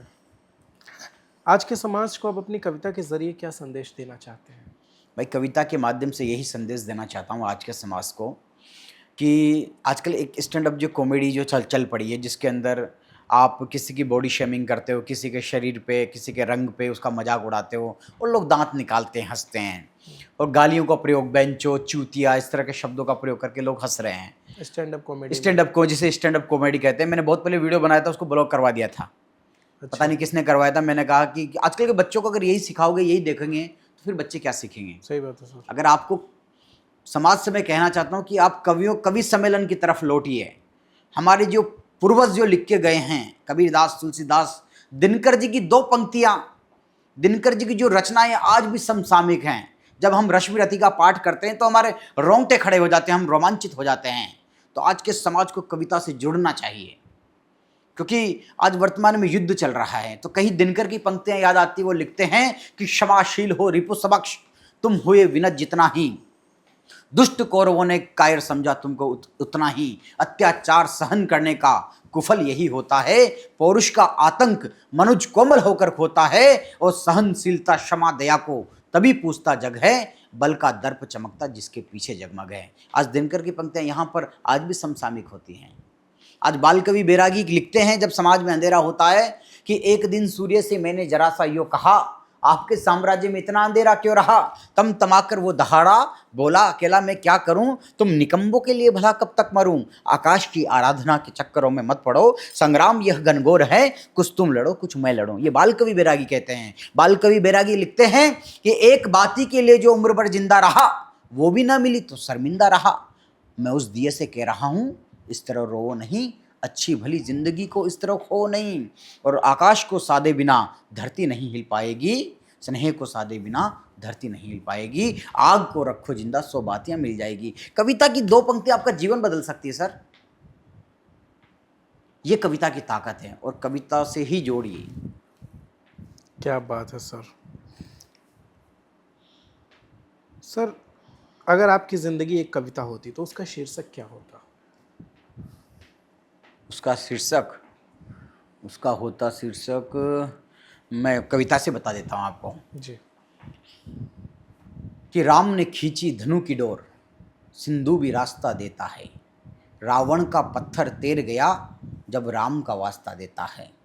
पत्थर शिला स्पंदित हुई श्री राम के स्पर्श से। राम की कहानी कहानी बनती संघर्ष के उत्कर्ष से। अरे जग में लगे जयकारा वो नाम बनता है, अंत तक हिम्मत न हारे वो राम बनता है। वाह वाह वाह वाह। मेरी कहानी यही कहती है कि कभी हिम्मत नहीं हारना, नेवर गिव अप, कभी हार मतलब मत शीर्षक यही मिलता है हाँ। कि कभी हार न मानना। क्या बात है सर। क्या कभी आपकी कविता ने किसी रिश्ते को बनाया या तोड़ा है? मानना। हमने तो सर कविता रिश्ता तोड़ती नहीं है, कविता तो जोड़ती है। अगर कविता है तो वो जोड़ेगी, तोड़ने का काम कर ही नहीं सर, सकती। प्रेम क्योंकि क्या मैंने तो कविता में सर कभी लिखा मैंने कि मेरी कविता हिंदू मुसलमान नहीं है, कौन कहता है इनका योगदान नहीं है। अरे अब्दुल कलाम अशफाक बिना अधूरा है, समूचा हिंदुस्तान नहीं है। क्या तो बात, कविता जोड़ने का काम करती है। क्या बात है सर। सर मेरा क्वेश्चन था सर, दिमाग से उतर गया। बहुत बढ़िया क्वेश्चन। हाँ जी पूछिए। अरे कुछ बहुत बढ़िया क्वेश्चन था सर, दिमाग से उतर गया, पता नहीं कैसे। हाँ सर, प्रेम पे आपने कोई कविता लिखी है? जैसे कुमार विश्वास जी मल्टीपल टाइप के कविताएं करते हैं। प्रेम पे मैंने कुछ लिखी थी लेकिन याद है नहीं। दरअसल मैंने वो लिखा था ऐसे दर्द में कि न सूरत यहाँ न सीरत देखी जाती है, न दिल से चाही मोहब्बत देखी जाती है, बिक रहे हुस्न यहाँ मतलब के खातिर, सिर्फ और सिर्फ यहाँ दौलत देखी जाती है। वाह, कुछ इस तरह की पंक्तियां मैंने लिखी थी फिर से सुनाइए सर। कि न सूरत यहाँ न सीरत देखी जाती है, न दिल से चाही मोहब्बत देखी जाती है, बिक रहे हुस्न यहाँ मतलब के खातिर, सिर्फ और सिर्फ यहाँ दौलत देखी जाती है। सिर्फ और सिर्फ यहाँ दौलत देखी देखी जाती जाती है। है। वाह सर, क्या बात है। सर कुछ क्वेश्चंस मेरे थोड़े से रैपिड फायर टाइप के हैं। जी ठीक है। मोहब्बत या अकेलापन? दोनों। कागज़ पर लिखना या मोबाइल नोट्स? दोनों। गालिब या गुलजार? दोनों। एक बताइए। मैं उर्दू में इतना तो खैर पारंगत हूँ नहीं, जो इसकी जो जामिया आलिया जो हैं, मैं गुलजार साहब भी मुझे बहुत पसंदीदा है और गालिब साहब भी। मतलब ज़्यादा गुलजार साहब? दोनों बढ़िया लगते हैं मुझे। ओके। एक शब्द में जिंदगी? जिंदगी एक शब्द में। हमारे बहुत बड़े कवि हुए राजन जी, वो लिखते हैं कि जितनी सुलझानी चाहिए उतनी और बड़ी है उलझन, जितना कठिन बना डाला है उतना कठिन नहीं है जीवन। यही जीवन है। दिल या दिमाग? दोनों। सामंजस्य जरूरी है। आज के समय में अपने 2 फेवरेट कवि के नाम बताइए वर्तमान। वर्तमान में जी। वर्तमान में एक तो चौधरी मदन मोहन समर साहब, जिनकी कविताओं का मैं दीवाना हूँ और क्या लिखते हैं। इसके अलावा कवि कई सारे हैं। डॉक्टर कुमार विश्वास जी को मैं बहुत पसंद करता हूँ, और हमारे कवि कुल से डॉक्टर हरिओम पंवार जी हुए, अशोक चारण जी हुए, अपूर्व विक्रम शाह मेरा छोटा भाई। डॉक्टर कुमार विश्वास जी या चौधरी, जिन्होंने आपका किसका नाम लिया? मदन मोहन समर जी या चौधरी मदन मोहन समर जी? डॉक्टर कुमार विश्वास जी या चौधरी मदन मोहन समर जी, किसको चुनेंगे आप? मैं दोनों को ही चुनूंगा। दोनों का अपना अपना योगदान है। एक बताइए सर। ये तो बात हो गई कि आप बेटे या पत्नी में से किसे चुनोगे। मेरे लिए दोनों महत्वपूर्ण हैं। ओके, मतलब दोनों आंखों में से किसे चुनेंगे, ये वाली बात हो गई। हाँ। ओके। आपकी नज़र में सच्चा कवि कौन है? सच्चा कवि वो है जो समसामयिक विषय पे लिख रहा है और लोगों की आवाज़ बन रहा है, जो लोगों की समस्याओं पर प्रश्न चिन्ह उठा रहा है अपनी आवाज़ के माध्यम से, वही सच्चा कवि है। आजकल सर एक रोग चल पड़ा है कि किसी भी पार्टी के ऊपर लिख दो, नेताओं के ऊपर लिख दो और वायरल हो जाओ। उसमें अपनी जो समस्या है ना, वो कहीं ना कहीं डूब जाती है। रियल चीज़ों पे बात नहीं होती। रियल चीज़ों पे बात नहीं होती है। और रियल चीज़ों पे जो बात करे, जो नेताओं के बारे में, पार्टियों के बारे में बात ना करे, वही सच्चा कवि है। सच्चा कवि। लेकिन सर कुछ मशहूर कवि लोग भी नेताओं के और पार्टियों के बारे में बात करते हैं, नेतागिरी करते हैं। वो भी खैर समाज के हिस्से हैं, कभी कभी ऐसा करना भी पड़ता है, कई बार पब्लिसिटी स्टंट के लिए करना पड़ता है। आपको जैसे आप किसी मंच पे हैं या तो फिर किसी पार्टी का प्रोग्राम है और आपको फोर्स किया जा रहा है कि आप पार्टी के लिए बोलिए, लेकिन ऑडियंस आपको लग रही है कि पार्टी के लिए सुनने नहीं आई है, तो ऐसे में आपका निर्णय क्या होगा? आप पार्टी की बात मानेंगे कि अपने दिल की सुनेंगे? मैं देखो सर, नाराज मेरे हिसाब से किसी को करना नहीं चाहिए, और मैं क्या किसी की बुराई करने में विश्वास नहीं करता हूँ। जी। और अच्छाइयाँ सबके अंदर होती है, बुराइयाँ भी होती जी। हैं। अगर कोई नेता अच्छा है, कुछ पार्टी अच्छा काम कर रही है, तो तारीफ कर दो, क्या दिक्कत है? सपोज सर अगर किसी पॉलिटिकल पार्टी से आपको पैसे ऑफर हो, हाँ ठीक है, हाँ एंड वो बोलें कि आप हमारे बारे में कविता लिखिए, ठीक है, तो क्या आप पैसे, और आपको उनके बारे में अच्छी कविता ना मिल पाए, क्योंकि किसी भी पॉलिटिकल पार्टी की मैं बात कर रहा हूँ, ठीक है, तो आप उस समय में क्या करेंगे? आप मतलब पैसे को चुनते हुए उनके लिए कविता लिखने की कोशिश करेंगे कि मना कर देंगे अगर आपका मन नहीं होगा? क्या निर्णय होगा आपका? वो देखेंगे कि पार्टी कैसी है, नेता कैसा है। जैसे कि अभी मैं एक प्रोग्राम में था, सवाई माधोपुर कवि सम्मेलन में, नगर परिषद का प्रोग्राम होता है, 2 साल से मैं ही कर रहा हूँ। डॉक्टर किरोड़लाल मीणा जी बैठे हुए थे सामने, तो मैंने पंक्तियाँ आई मेरे दिमाग में कि बड़ी वायरल कविता रही वो। 4 पंक्तियाँ मैंने लिखी। ज़मीन से जुड़े हुए नेता हैं, जंगल जल ज़मीन की बात करने वाले नेता है डॉक्टर किरोड़लाल मीणा। मैंने लिखा उनके बारे में कि घनघोर तिमिर में वो दहकती मशाल हैं, नकली पर नकेल कस करता कमाल हैं, आने वाली सदियां नाच करेगी जिस नेता पर, जमीन से जुड़ा वो धरती पुत्र किरोड़ीलाल हैं। वो पंक्तियां उनके भतीजा है राजेंद्र मीणा, उनका बेटा है एमएलए, उसने भी अपने सोशल मीडिया पर डाली, किरोड़ीलाल जी ने भी बहुत पसंद किया उनको। तो ये मेरे दिल से पंक्तियां निकली। तो ऐसे नेता के बारे में लिखना हमारा धर्म है। मतलब अर्थ यह है कि पंक्ति आपके लिए सिर्फ दिल से ही निकलेगी, तभी आप लिखेंगे? तभी चाहे कोई कितना भी फोर्स करे कि आप मेरे लिए लिख दीजिए। अब कोई मेरे से कहे कि आप राहुल गांधी जी के लिए लिख दीजिए, अगर मेरा मन नहीं करेगा तो कैसे लिख दूंगा? मैं सचिन पायलट के लिए लिख सकता हूँ, मेरा मन करेगा तो। मैं शशि थरूर जी के लिए लिख सकता हूँ, मैं हनुमान बेनीवाल के लिए लिख सकता हूँ, मैं हमारे माननीय लोकसभा अध्यक्ष ओम बिरला जी के लिए लिख सकता हूँ। मेरा मन करेगा जिस पे लिखूंगा ना।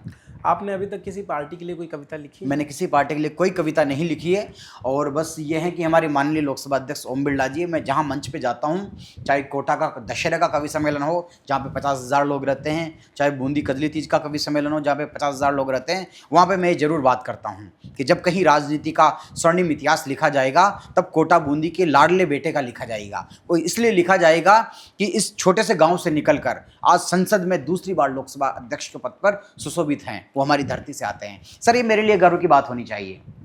लोग कहते हैं बिरला जी कोटा बूंदी से आते हैं, क्या किया हमारे क्षेत्र के लिए, वहाँ पहुँच गए, बन गए। अरे भाई साहब ये देखो कि आज राजस्थान से लोकसभा अध्यक्ष से तो हमें सबसे पहला गर्व होता है। दूसरी बात, काम कितना बढ़िया करवा रहे हैं। तीसरी बात कि उनका संघर्ष देखो आप, बिना किसी गॉडफादर के आज यहाँ तक पहुँचे हैं। दरअसल ये समस्या सबके बीच हैं, हम स्वीकार नहीं करते हैं, अपनों को हम सम्मान नहीं देते, इसलिए समस्या बड़ी होती है। तो गर्व होना चाहिए। आज मोदी जी का अपना संघर्ष है। क्या बात है सर। अब आप बात करोगे, मैंने मोदी जी के बारे में जो क्लोज उनके साथ सीपीटी में रहे, क्लोज प्रोटेक्शन टीम में एसपीजी कमांडो, मैंने उनसे ऐसे पूछा, मेरे 2-3 दोस्त हैं, मैंने कहा हकीकत बताओ मोदी जी काम वाम करते हैं नहीं करते हैं? उन्होंने कहा कि मोदी जी देव पुरुष हैं, इस देश का सौभाग्य है कि हमें मोदी जैसा प्रधानमंत्री मिला है। क्या बात है। जो केवल बस सोने के लिए 3 से 4 घंटे निकालते और बाकी देश के बारे में काम करते हैं। जो उनके साथ खाना बनाते हैं, कहना नहीं चाहिए, वो मेरे को बता रहे थे, किसी के माध्यम से मुझे सूचना मिली। उनकी भतीजी आई थी प्रधानमंत्री आवास पर, यहाँ पे जो मुस्तफ़ा कमाल आतातुर्क मार्ग है जहाँ पे मोदी जी का निवास स्थान है। भतीजी को 100 रुपये दिए और कि जाओ बेटा पढ़ाई करो। कभी अपने भाई को नहीं बुलाया यहाँ पर, कभी किसी को नहीं बुलाया। तो ऐसे नेताओं की ज़रूरत है। हमें राहुल गांधी की भी ज़रूरत है। संघर्षशील नेता है, अच्छा कर रहा है, बेहतरीन कर रहा है, लेकिन एक कमी है राहुल गांधी जी में, क्योंकि उन्होंने संघर्ष नहीं देखा। तो जो किसान की पीड़ा है, मजदूरों की पीड़ा है, वो अंदर आती नहीं, उन्होंने किताबों में पढ़ी है। अगर उस पर बेहतरीन काम कर लिया तो मैं कहता हूँ कि आने वाले समय में राहुल गांधी इस देश का नेतृत्व कर सकते हैं। तो सब अच्छे हैं। मतलब आपके हिसाब से राजनीति में सारे चोर, राजनीति में कोई दूध का दूल्हा नहीं है, आप जानते हो इस चीज़ को। साम दाम दंड भेद से राजनीति, कूटनीति, सारी चीज चलती है। आप फिर भी अगला प्रधानमंत्री किसे देखना चाहते हैं मोदी जी के बाद? मोदी जी के बाद अगला प्रधानमंत्री, मैं चाहता हूँ देश का प्रधानमंत्री ऐसा हो जो हमारी सनातन संस्कृति का परिचय पूरी दुनिया को करवाए, साथ ही जिसका कोई परिवार ना हो, जिसके लिए पूरा देश ही परिवार हो, ऐसा व्यक्ति हो। किसका नाम लेना चाहेंगे? मैं तो चाहता हूँ कि हमारे माननीय लोकसभा अध्यक्ष ओम बिरला जी इस देश के प्रधानमंत्री बने, शिवराज सिंह चौहान इस देश के प्रधानमंत्री बने, योगी जी इस देश के प्रधानमंत्री बने। इन तीनों लोगों में से आप चाहते हैं कि कोई मोदी जी के बाद अगला प्रधानमंत्री बने? जी। अगर अगर इन तीनों में से किसी एक का नाम चुनना हो टॉप पे, तो पहले किसको चुनेंगे? मैं लोकसभा अध्यक्ष ओम बिरला जी का नाम चुनूंगा, क्योंकि उनमें एक क्वालिटी है। बताएं। जब संसद चलती है सुबह 9 से 11 बजे से रात में 11 बजे तक, जी। 5 दिन यहाँ रहते हैं, और जब क्षेत्र में समस्या रहती है, रहे या न रहे, ट्रेन पकड़ते हैं और शनिवार रविवार को अपने क्षेत्र में बिताते हैं। ऐसा संघर्षशील व्यक्तित्व मैंने नहीं देखा माननीय लोकसभा अध्यक्ष ओम बिरला जी जैसा। ऐसा इसलिए नहीं कह रहा कि मुझे कुछ फेवर लेना है, नहीं, मैंने उनका संघर्ष देखा है। और कितनी भी गालियाँ पड़ती हैं, उनको रोज़ देते हैं उनके जो विरोधी लोग हैं, प्रतिद्वंदी लोग हैं, लेकिन कभी जवाब नहीं देते, केवल काम करवा रहे हैं। अभी आज कोटा में एयरपोर्ट आया माननीय लोकसभा अध्यक्ष जी के प्रयासों से, आज गाँव में सड़कें बन रही है, सामुदायिक भवन बन रहे हैं, रामगढ़ विजदारी सेंचुरी अभ्यारण्य बन रहा है, तो काफ़ी सारे अनगिनत काम करवा रहे हैं। तो मैं ऐसे व्यक्ति को, जिसको मैं करीबी से जानता हूं, उसके बारे में कह सकता हूं कि ऐसे व्यक्ति को प्रधानमंत्री बनना चाहिए। हर कवि और हर कलाकार आने वाले समय में जब कुछ वो अच्छा करते हैं तो कहीं ना कहीं राजनीति से जुड़ जाते हैं। आज का जो समय चल रहा है, जैसे कुमार विश्वास जी जुड़े। सर कटु सत्य बता दूं आपको जी। अगर आप राजनीति से नहीं जुड़े, क्योंकि राजनीति भी एक समाज का भाग है जी। और हकीकत है इस देश के अंदर आज जितने भी कवि मंच परंपरा पे, वाचिक परंपरा पे, मंच पे जो चल रहे हैं जी, 100 में से 99.99% सब जुगाड़ वाले कवि हैं। सब जुगाड़ वाले कवि? बिल्कुल, बिना जुगाड़ के आप चल ही नहीं सकते। क्या बात है सर। आपको राजनीतिक अप्रोच भी लगानी पड़ेगी, आपको मैं तुझे बुलाऊं तू मुझे बुला, गिव एंड टेक खूब चलता है। मैं कह रहा हूं कि इस देश में बड़े अच्छे अच्छे कवि आज घरों पे बैठे हुए हैं, खाने के लिए रोटी नहीं है उनके पास, जिनके पास अच्छा टैलेंट है, बहुत तगड़ा टैलेंट, जिनके गीत पे मतलब बारिश आ जाए, मतलब मोर नाचने लग जाए, थिरकने लग जाए। बाप रे। इसलिए एक कवि को नेता भी होना पड़ेगा, एक कवि को सामाजिक कार्यकर्ता भी होना पड़ेगा, और एक कवि को बिजनेसमैन भी होना पड़ेगा, एक कवि को बेहतरीन तमाम चीज़ों में सामंजस्य बिठाना पड़ेगा। मान लीजिए कि अगर आने वाले समय में कभी आपको किसी पार्टी से टिकट ऑफर हो, तो आप किस पार्टी से टिकट लेना पसंद करेंगे? वो तो समय बताएगा कि कौन सी पार्टी हमें टिकट देती है। अभी तो मेरी ऐसी कोई मंशा नहीं है, लेकिन कभी समाज ने कहा और कभी पार्टी, कोई भी पार्टी हमारे अग्रज हमसे आदेश करे तो हम कभी, अभी तो नौकरी कर रहे हैं, अभी तो पेट पाल रहे हैं, बच्चे पाल रहे हैं, 10 20 30 साल बाद पता नहीं समाज सेवा करते हैं क्या करते हैं। वैसे मुझे ज़रूरत नहीं है कि माँ शारदा ने कविता दी है, कविता से बड़ी कोई राजनीति नहीं है, कविता से बड़ा कोई आनंद नहीं है, और कविता से बड़ी कोई ताकत नहीं है। कविता के आगे मैं सारी पावर को मैं जीरो मानता हूँ, कविता में वो ताकत है। आज रविंद्रनाथ टैगोर को गए हुए कितने साल हो गए सर, लेकिन गोरा, गीतांजलि की जब हम बात करते हैं आज भी याद किए जाते हैं। आज दिनकर जी को कहाँ याद नहीं किया जाता? जाने कितने, मैं कहूँगा कि आज से 50 साल पहले हमारे गृह मंत्री कौन थे आप बता पाओगे? 40 साल पहले कौन थे नहीं बता पाओगे। लेकिन हम दिनकर जी को पढ़ते हैं, निराला जी को पढ़ते हैं। तो मैं क्या शॉर्ट टर्म में सोचता नहीं हूँ, लॉन्ग टर्म के हिसाब से सोचता हूँ। कवियों की बात ही अलग है, बस कवि सच्चा होना चाहिए। कभी अच्छा बनो और ये जनता तय करेगी। कुछ कविताएं बालक से सुने? हाँ सर। बेटा वो जो कुमार विश्वास जी को कविता सुनाई थी इसने, एक जो कुमार विश्वास जी के घर पे ही सुनाई थी, वो सुना नोएडा, वो सुनाई है जुगनू की कुछ औलादों ने। फिर हाँ सुना दीजिए। वही सुना दीजिए। जुगनू की कुछ औलादों ने सूरज पर प्रश्न उठाए हैं, आहा। शेरों की माधो के आगे कुछ ग्राम सिंह चिल्लाए हैं, मेवाड़ वंश कुल कीर्ति कोश जिनके होने से दीपित है, उन राणा संगा के घावों पर कुछ बुनगे मंडराए हैं। अब यह देश शौर्य की मुट्ठी खूब तानता है, अब यह देश महाराणा की ज्योति जानता है। इतिहास तुम्हारी सरकारों का बंधक नहीं रहेगा अब, उनसे कह दो यह देश लुटेरों को अब नहीं मानता है। यह देश ऋणी है ऐसे पुण्य प्रभावों का, यह देश ऋणी है वीर शिवा के परम प्रतापी छाओं का। उनसे कह दो यह राजनीति का गुणा भाग घर में रखे, यह देश ऋणी है वीर शिवा के परम प्रतापी छाओं का। उनसे कह दो ये राजनीति का गुणा भाग घर में रखे, यह देश ऋणी है वीर शिवा के परम प्रतापी छाओं का। महाराणा सांगा के सिंघाओं का। महाराणा सांगा। गुड, भूल गया, कोई नहीं। कोई ना, बहुत अच्छा कविता। मतलब आपके बेटे के अंदर ये टैलेंट आपने जैसे डेवलप कर दिया है ना, ये गॉड गिफ्टेड ही लगता है, क्योंकि इसमें सर मेरा कुछ भी योगदान नहीं है और मुझे कोई गलत फहमी भी नहीं है, और ये इसकी मेहनत और माँ शारदे की कृपा इसको कहाँ तक लेके जाती है। इतना छोटा बच्चा कैसे मेहनत कर सकता है, समझ में नहीं आता। इसकी माता जी इस पे काफ़ी काम करती है। माता जी, हमारी जो धर्म पत्नी है, मेरा बाल विवाह हुआ था, child marriage, I got child marriage in 2009। मेरा बाल विवाह हुआ था, वो 4th या 5वीं तक पढ़ी हुई है, लेकिन मैं उसको मोबाइल पे भेज देता हूँ कि ये कविता है, ये लिंक है, तो करवाती रहती इससे मेहनत, डन और ये करता रहता है। Done sir. सर मेरा सवाल आपसे है, क्या कविता इंसान को हील कर सकती है या सिर्फ दर्द याद दिलाती है? कविताएं, आप किस तरह की कविताओं पे जाना चाहते हो? कविताएं मेरा हिसाब से व्यक्ति को ठीक करती है, वही कविता है, और दर्द भी देगी तब भी ठीक करेगी व्यक्ति को, उसके इमोशंस बाहर निकालेगी। क्या बात है। क्या हर कवि अंदर से टूटा हुआ होता है? नहीं, ऐसा कुछ नहीं है। आज वीरस के कवि है, आज हास्य के कवि है, श्रृंगार के कवि है, कोई ज़रूरी नहीं है। Correct sir. क्या आपने कभी अपनी ही लिखी कविता से खुद को समझा है? हाँ, कोशिश की है कई बार। जब कई बार मैं विचारों की उधेड़-बुन में फंसता हूँ, जब कई बार हाइपर थिंकिंग करता हूँ मैं, जैसे कि विचारों के लूप में फंस जाता हूँ, ओवर थिंकिंग में फंस जाता हूँ, तब मैं लिखता हूँ।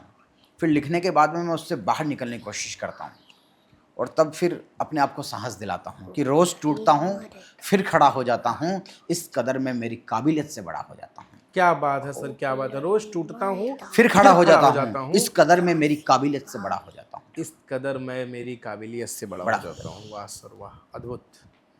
अगर शब्द खत्म हो जाए तो क्या कभी भी खत्म हो जाता है? नहीं, इमोशंस रहते हैं।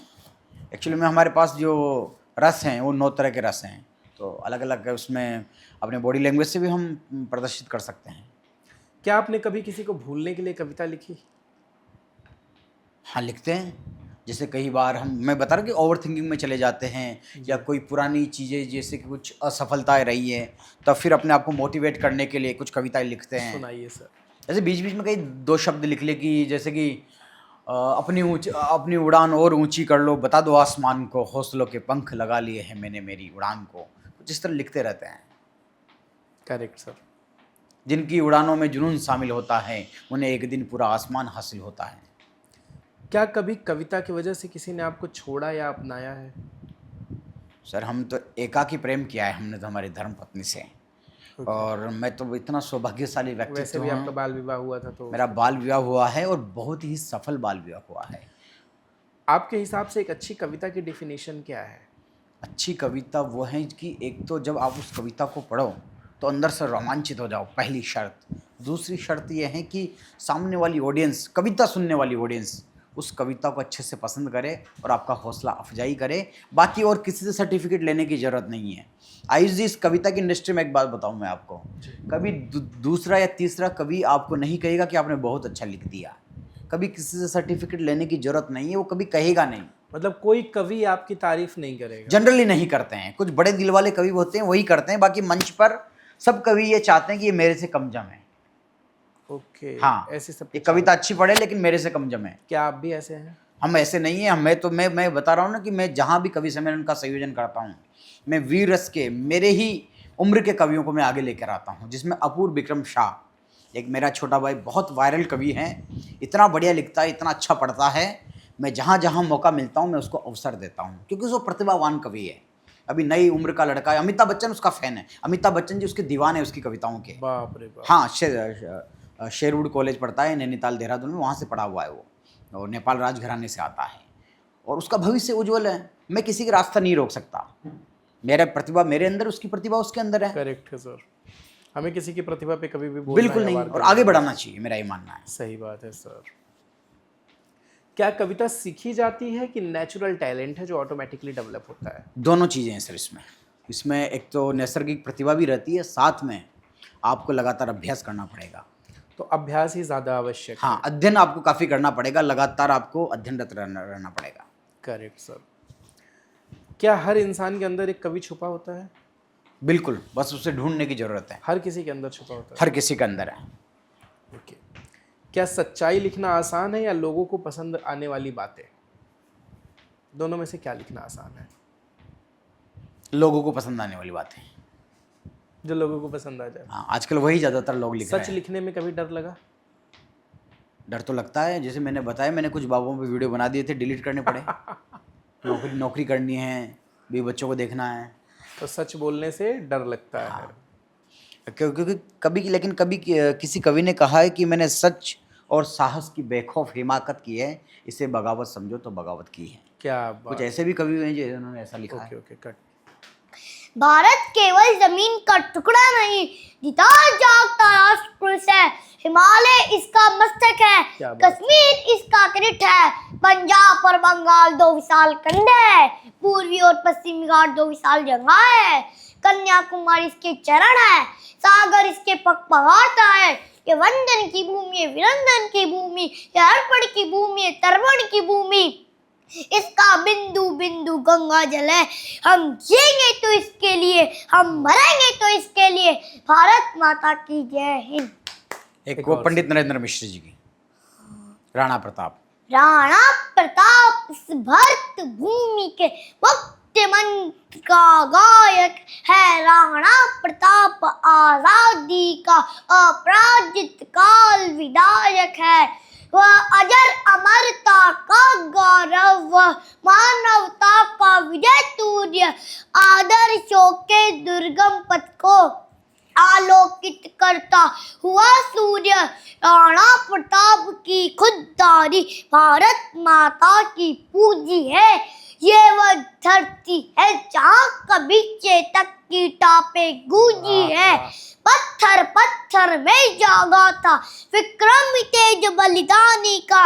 यह एक लिंग का ज्वार जगा जागा था खड़ग भवानी का। लासानी वतन प्रस्ती का वीर धड़कता शोला था। हल्दी घाटी का महासमर मधु से बढ़कर बोला था। राणा प्रताप की कर्म शक्ति गंगा का पावन नीर हुई। राणा प्रताप की देशभक्ति पत्थर की मिट लकीर हुई। सम्रांगण में अरियों तक से इस योद्धा ने छल नहीं किया। सम्मान बेचकर जीवन का कोई सपना हल नहीं किया।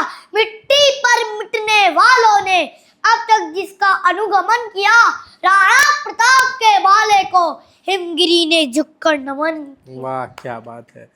So thank you so much sir, बहुत अच्छा लगा आप जो शो में आए और आपने और आपके बेटे ने कविता से पूरे स्टूडियो को आज एकदम से हिला दिया। हम सबके रोंगटे खड़े हो गए हैं, हमारी टीम को भी बहुत मज़ा आया। बहुत बहुत धन्यवाद, बहुत बहुत धन्यवाद आपका भी तेजस जी। स्टूडियो क्या नाम है स्टूडियो का? Trident studio. ट्राइडेंट। बहुत बहुत आभार आयुष जी हमें बुलाने के लिए, और ट्राइडेंट स्टूडियो इतना शानदार इनका जो सेटअप है बहुत अच्छा लगा, और उम्मीद करते हैं कि बस यहाँ पे आते ही रहेंगे। आप लोग बुलाते रहिए और हम लोग आते रहेंगे। बिल्कुल सर, डेफिनेटली बुलाते रहेंगे sir. Thank you so much. बहुत बहुत जय श्री राम।